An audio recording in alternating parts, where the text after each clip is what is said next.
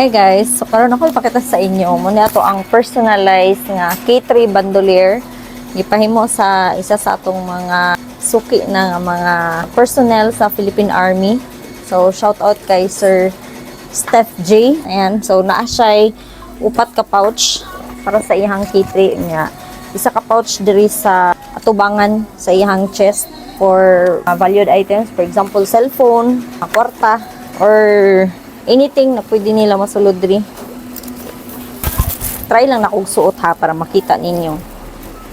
Especially sa katong mga around the area lang, around Davao area lang na mga army personnel nga gusto magpahimo, magpa-personalize sa ilahang mga bandolier.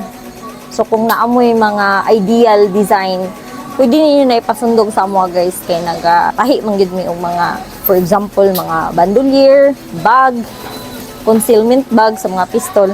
Ayan, anyway, so mo ni siya pagsuoton, and then adjustable ni siya diri sa likod depende sa body figure sa magsuot.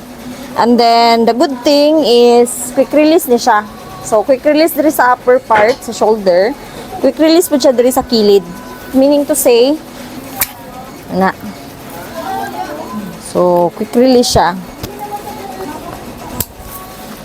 Diri apod. Same po diri nga part.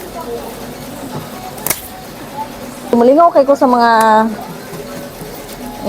mga gamit sa mga army personnel na to, no? So, ganahan kay ko mudawat og mga ingon ani, mga personalized kay sila mong good na mo design. Usually, na sila yung mga previous nga mga ingon ani. And then, gina-revise nila kay na sila gusto nila nga mahitabo. Nga gina-improve nila gikan sa ilahang previous nga ingon ani. So, experience na nila sa bukid. No? So, kung magpahimo sila usab, gina-upgrade na nila sa katong mas convenient o mas comfortable. Anyway guys, kani siya, ready na ni siya for plate if ever. So, nanan siya plate carrier diri. So, this is level 4 nga sukat. And then, diri sa kilid, quick release gihapon siya, no? Both sides ni siya quick release. Ready na ni siya for level 4 nga bulletproof plate. So, kung nakita mo bulletproof, guys, tapos ni bulletproof. So, natay level 3, level 4, depende sa inyong panginahanglan. So, kanilang sa siya. So, mo ni siya ato ang personalized K3 bandolier. Ayan. So, shout out sa atong suki nga mga personnel, no, sa Philippine Army. So, thank you so much for patronizing our handworks. Itong mga tahi. Anyway, kaniday po siya is pang heavy duty gid ni siya. So, atong gamit na tela is cordura, and ang atong accessories like push locks and ato ang mga zippers is upgrade na mga accessories. So, this is YKK guys. Also, this one.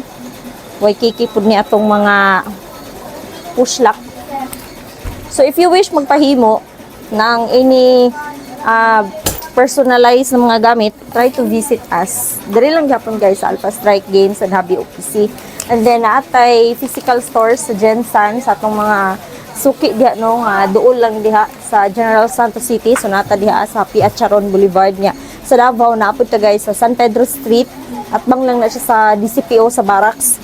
And then diri sa Tagum guys, naata diri sa may Lapu-Lapu Street corner Osmeña, og katong mga pabor dito dapit sa highway naatay Kirantidos na physical store. So mo lang to. Thank you.